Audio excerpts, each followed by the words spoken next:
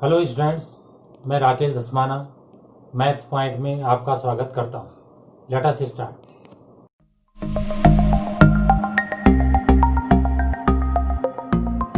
Questions on triangles के अंतर्गत कुछ क्वेश्चंस देखिए। पहली प्रॉब्लम ये है, in quadrilateral A C B D, पूरा भी बोल सकते हैं, ए सी बी डी ए, ऐसा भी बोल सकते हैं। ए सी इक्वल्स ए डी, ये जो ए सी लाइन सेगमेंट है वो ए डी के इक्वल है, या हम ऐसा कह सकते हैं इस क्वाड्रिलेटरल की दो साइड इक्वल हैं। And A B bisects angle A, ये दोनों एंगल इक्वल हो गए, फिर आधा आधा कर रहा है इसे। See figure showed that triangle A B C is congruent to triangle A B D. What can you say about BC and BD?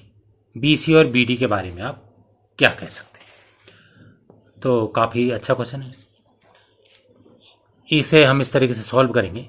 In triangle ACB triangle और ADB ट्रायंगल में आप देखिए, तो मैं इसमें बार बार पेन घुमाता रहूँगा। ACB ट्रायंगल में देखिए आप AB आ रहा है, और ये जो नीचे वाला ट्रायंगल है उसमें भी AB आ रहा है, तो AB बराबर AB कॉमन। AC जो है वो AD के इक्वल है। AC इस वाले ट्रायंगल की साइड है, AD इस वाले ट्रायंगल की साइड है, ये गिवन है क्वेश्चन। एंगल CAB ये वाला एंगल और एंगल DAB ये वाला एंगल इक्वल है, क्योंकि ये बाइसेक्टर दे रखा था। Since AB bisects angle A given है, तो therefore triangle ABC is congruent to triangle ABD। तो ये और ये ट्रायंगल, दोनों ट्रायंगल हमने सर्वांग सम प्रूव कर ली बाई SAS। S मतलब साइड, A मतलब एंगल, S मतलब साइड एंगल साइड मतलब दो साइड और उनके बीच का एंगल। तो इस वाले ट्रायंगल में हम AC और AB साइड की बात कर रहे हैं, और इस वाले ट्रायंगल में हम AD और AB की बात कर रहे हैं, और एंगल उन्हीं के बीच का है। अब जब ये कॉन्ग्रुएंट हो ही गए हैं, तो फिर जो है वो जो BC है वो BD के बराबर हो जाएगा बाई CPCTC। इसकी फुल फॉर्म ये है, corresponding parts of congruent triangles are congruent. Last वाले कॉन्ग्रुएंट को इक्वल भी बोल सकते हैं। तो इस तरीके से ये बात हो गई। अगला क्वेश्चन देखिए, ABCD is a quadrilateral in which AD equals BC and angle DAB equals angle CBA, ये वाला इसके इक्वल है। See figure prove that triangle ABD is congruent to triangle BAC, BD equals AC and angle ABD equals angle BAC। Good question, बार बार diagram पे ध्यान दिया जाएगा। हियर इन ट्रायंगल ABD में और ट्रायंगल BAC में स्टार्ट कैसे करना है क्वेश्चन, वो क्वेश्चन खुद ही हमें बताएगा, क्योंकि ABD और BAC की बात चल रही। तो एक बार हम इस ABD में बात कर रहे हैं और एक बार हम इस ABC में बात कर रहे हैं। तो आप देख रहे होंगे कि जो ये AB है वो इसमें भी है, और ये जो AB लाइन है वो इसमें भी है।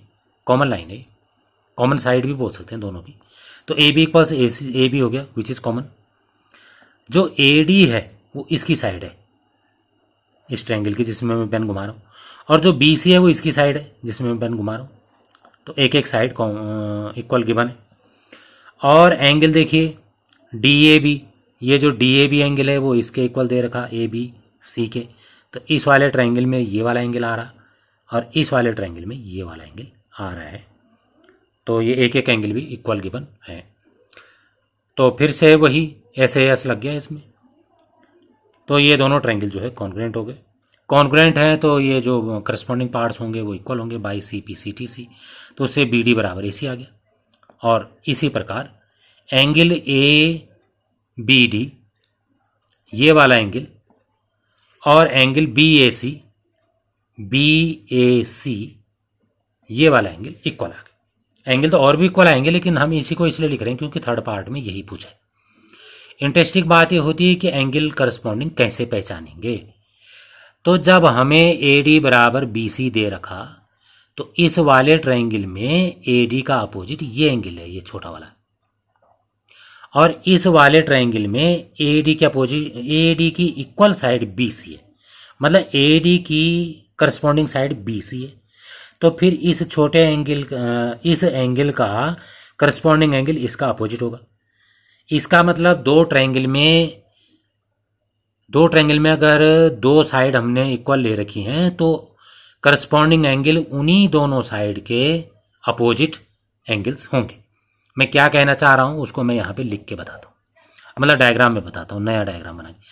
अगर ये वाली साइड इसके बराबर है, तो इसका अपोजिट एंगल और इसका अपोजिट एंगल करस्पॉन्डिंग एंगल माने जाएंगे, क्योंकि हम इनको सेम मानकर इसको कॉन्ग्रुएंट प्रूव कर रहे हैं। तो इसका मतलब हमारी नज़र में ये है करस्पॉन्डिंग साइड से। एक और पॉइंट इसमें ध्यान देने का है कि ये लिखा है मैंने, A is corresponding to B, B is corresponding to A and D is corresponding to C. तो यहाँ पे मत सोचना कि ए करस्पॉन्ड टू बी और बी करस्पॉन्ड टू ए, एक ही बात लिखिए, ऐसा नहीं। ये आगे वाले पहले ट्रायंगल के लिखे हैं, पीछे वाले दूसरे ट्रायंगल के लिखे। तो अब आप गौर से देखिए, इसको हम और मॉडिफाई कर सकते हैं, भले उसे नंबर नहीं कटते अगर आप ऐसा भी लिखोगे।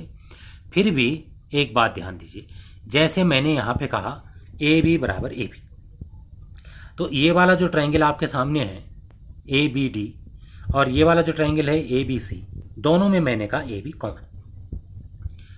लेकिन अगर इसको ज़्यादा ढंग से देखा जाए तो ऐसा लिखा जाएगा, यहाँ लिखा जाएगा ए बी और यहाँ लिखा जाएगा बी ए।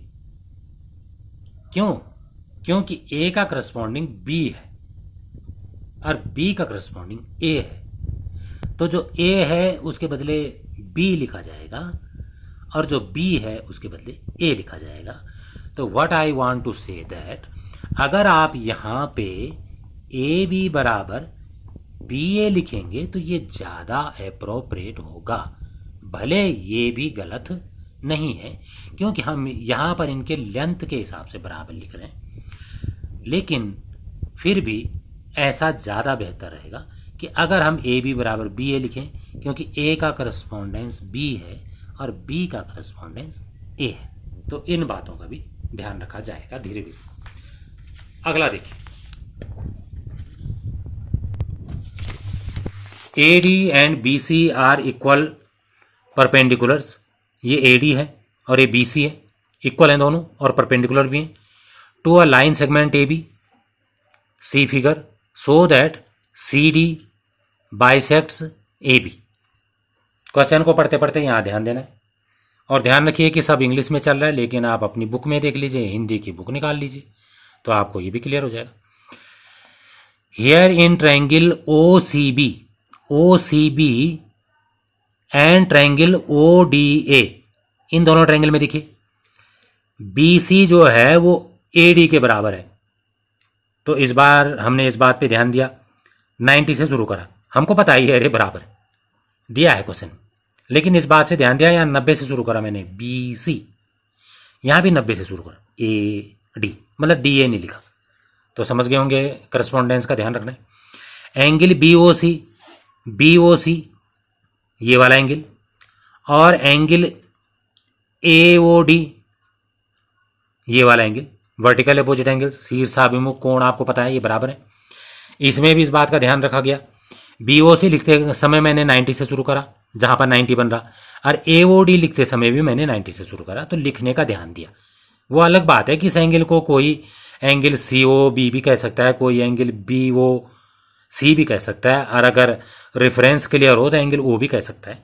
एनीवे आगे देखिए, एंगल सी बी ओ जो एंगल है ये वाला, और एंगल डी ए ओ दोनों 90 हैं। तो इसमें भी इस बात का ध्यान रखा गया कि देखो यहाँ पे उससे शुरू करा गया जिसमें ना वर्टिकल अपोजिट एंगल है ना 90 है, सी से शुरू करा गया, और इसमें डी से शुरू करा गया। तो in every respect, in every step we have taken letters as correspondent, corresponding letters in two triangles. Anyway, तो ये जो दोनों ट्रायंगल हैं OCB और ODA कॉन्ग्रुएंट हो गए बाई AAS, मतलब दो एंगल और एक साइड। तो कभी माइंड में कन्फ्यूजन होता है कि साइड बीच में होनी चाहिए एंगल के, तो वो बीच में मानी जा सकती है, क्योंकि एंगल सम प्रॉपर्टी क्या है कि तीनों एंगल का सम 180 होता है। तो दो एंगल अगर इक्वल हैं तो तीसरा एंगल भी इक्वल होगा ही।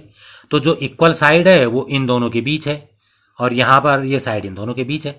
तो हम इसे AAS कहें चाहे ASA कहें, इक्विवेलेंट हो गया, क्योंकि सम 180 है तो तीसरा एंगल भी इक्वल होगा। एनीवे, अब जो BO है वो AO के इक्वल हो गया बाई CPCTC। इस बार भी हमने करस्पॉन्डेंस का ध्यान रखा। Hence CD bisect. अब जब ये दोनों बराबर जी हो गए तो इसका मतलब CD इसको जो है बाइसेक्ट कर रहा है।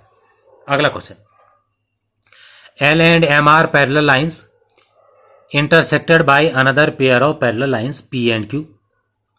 ये भी पैरेलल हैं आपस में, ये भी पैरेलल हैं आपस में। तो सो दैट ट्रायंगल ABC, ये वाला ट्रायंगल, और ट्रायंगल CDA ये वाला ट्रायंगल, ये दोनों ट्रायंगल हमने कॉन्ग्रुएंट प्रूव करने। अच्छा क्वेश्चन है। इन ट्रायंगल ABC और एंगल CDA लिख दिया। इस बार थोड़ा मैंने और शॉर्टकट आजमा दिया। तो जो एंगल ये है वो एंगल 2 के इक्वल लिख दिया, अल्टरनेट एंगल, क्योंकि ये और ये पैरेलल है और ये ट्रांसवर्सल है तो ये एंगल इसके इक्वल होगा। और 3 एंगल 4 के इक्वल लिख दिया, क्योंकि ये और ये भी पैरेलल है और ये ट्रांसवर्सल है, अल्टरनेट एंगल्स आर इक्वल। और जो AC है वो CA के बराबर है, करस्पॉन्डेंस का ध्यान रखा गया है, कॉमन है। तो ये दोनों ट्रायंगल जो है कॉन्ग्रुएंट हो गए ASA से, दो एंगल और उनके बीच की साइड। तो इस तरीके से ये प्रूव हो गया। थैंक्स। अगर आपको वीडियो पसंद आई हो तो इसे लाइक करें, शेयर करें, सब्सक्राइब करें और लेटेस्ट वीडियो जानने के लिए बेल आइकन को प्रेस करें। और अगर आपका कोई डाउट हो तो फीडबैक में मुझे शेयर करें। थैंक्स।